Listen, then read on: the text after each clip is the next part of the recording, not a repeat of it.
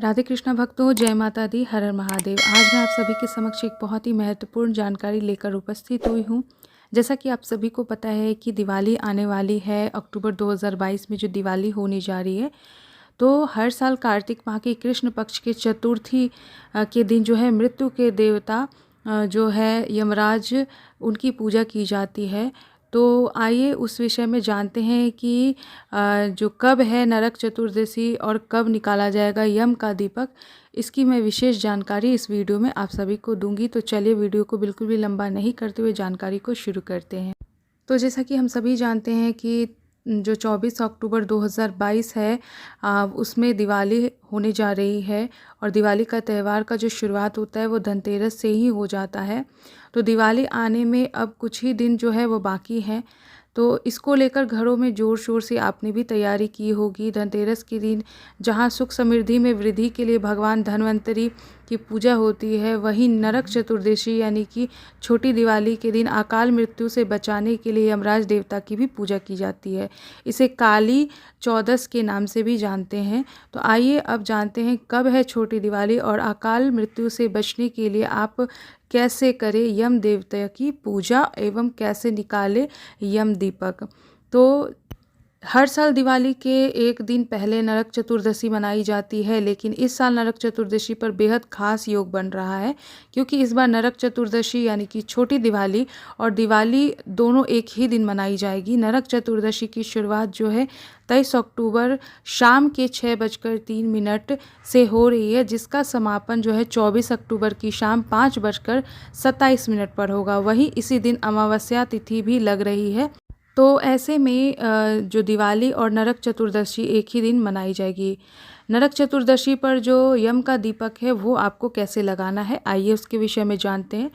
तो बहुत जगह जो है छोटी दिवाली यानी नरक चतुर्दशी के दिन आयु के देवता और अकाल मृत्यु से बचाने वाले देवता यमराज जी की पूजा की जाती है। तो यम दीपक जो है कई जगह जो है मिट्टी के लगाए जाते हैं, कई कई जगहों पर जो है भारत के बहुत सारे क्षेत्र में यम दीपक जो आटे का होता है उसे बनाकर लगाते हैं। यम दीपक हमेशा जो है सरसों के तेल में निकाला जाता है और यम दीपक आपके घर के दक्षिण दिशा से आपको निकालना है। यम दीपक हमेशा एक मुखी ही होता है, इस बात का आप सदैव ध्यान रखें। यम दीपक जब निकालते हैं तो आप ऐसी कामना करें यम देवता से कि आपकी और आपके घर के परिवार का स्वास्थ्य अच्छा हो और किसी का भी आपके परिवार में अकाल मृत्यु ना हो। तो आप इस तरह से यम देवता की दीपक जो है वो आप निकाल सकते हैं। कई क्षेत्रों में यम दीपक जो है वो शाम के समय यानी संध्या बेला जब सूर्यास्त हो जाता है तब लोग निकालते हैं।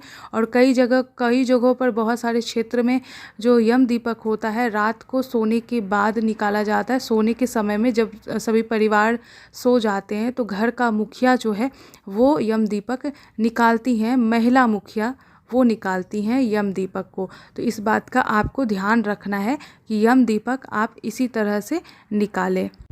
आइए अब जानते हैं कि क्यों की जाती है यमराज की पूजा।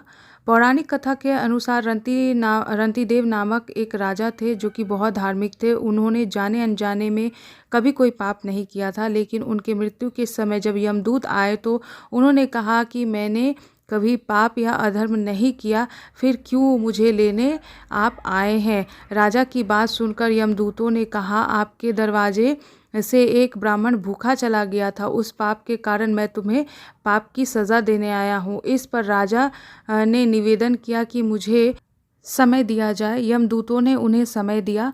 राजा उस पाप को सुधारने के लिए ऋषियों के पास वो गए, ऋषियों से इसका जो है उपाय पूछा।